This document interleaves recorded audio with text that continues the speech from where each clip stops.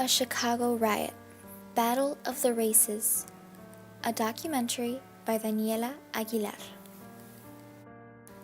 3 generations from the end of slavery in the United States, Black Southerners began to travel north in search of a better life. The northern states represented the promised land to the blacks in the southern states, for it offered more jobs and usually higher paying salaries, better lifestyles and living conditions. Their children could get a better education, and most importantly, the North provided more equality for blacks and whites than the South. From the years 1915 to 1930, 1.5 million of African Americans headed north. That is 1 in 7 of the entire African American population of the United States. This was known as the Great Migration.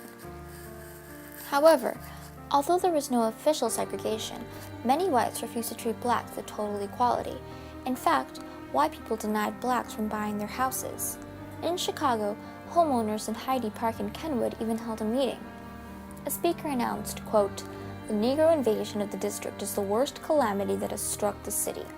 Property owners should be notified to stand together block by block to prevent such invasion."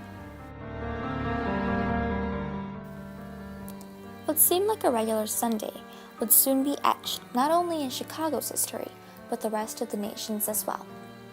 The year is 1919. It is July 27th, and a 17-year-old Eugene Williams skipped church with his friends, Charles, Lawrence, and Paul Williams, along with 14-year-old John Harris. The boys were happily playing on a homemade raft on the Lake Michigan.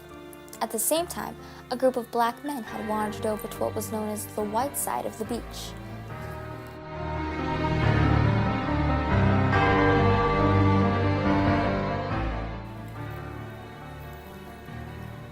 The boys didn't know it, but the raft had soon drifted towards the conflict.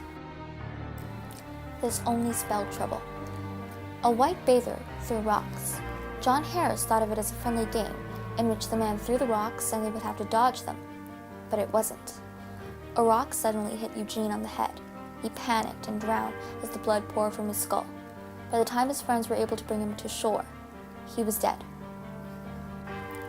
Daniel Callahan, the officer on duty, refused to arrest the white man who threw the rock. Instead, he arrested a black man.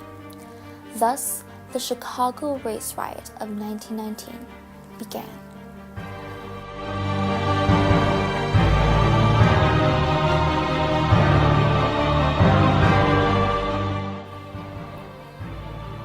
The riot lasted from July 27th to August 3rd, 8 bloody days in which 537 were injured, 2/3 of which were African American.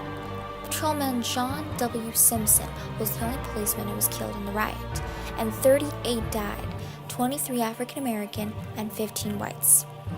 This calamity not only erupted a lot of catastrophe within the city, but 24 more cities across America followed in its footsteps as well.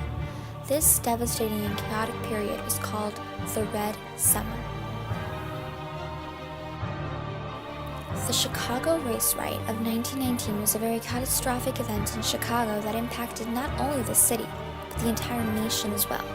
The riot resulted after about 20 years of growing tensions between whites versus blacks. After the riot, segregation was enforced furthermore, and people took matters into their own hands, resulting in mass violence. Therefore, the battling of the Chicago Race Riot of 1919 exhibits a revolution for a city of superfluous segregation.